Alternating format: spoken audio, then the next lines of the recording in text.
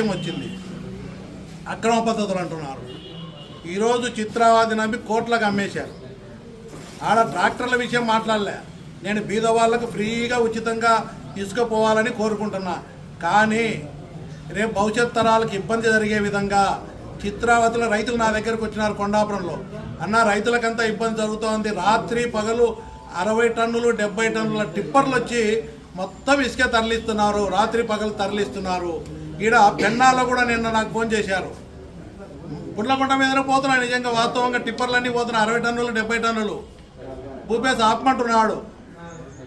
ఈరోజు చంద్రబాబు నాయుడుకి చెప్తున్నా, మీ ప్రభుత్వం ఈ అక్రమంగా పోయే టిప్పర్లను ఆపడం మీరు చర్యలు తీసుకోకపోతే, ఈరోజు జిల్లా యంత్రాంగం ఉంది, ఎస్పీ గారు ఉన్నారు, కలెక్టర్ ఉన్నారు, సంబంధిత అధికారులు ఉన్నారు, రాత్రి పగలు దోపిడీ చేస్తూ ఉన్నారు.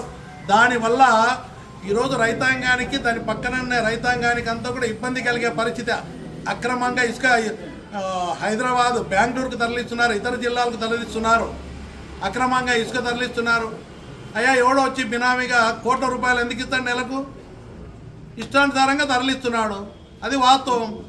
మమ్మల్ని ఆపమంటున్నారు. మేము అధికారులకు విజ్ఞప్తి చేస్తున్నా, మీరు ఆపండి.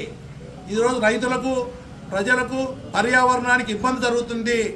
ఆపని పరిస్థితుల్లో అవసరం వస్తే ప్రజలే ఆపుతారు.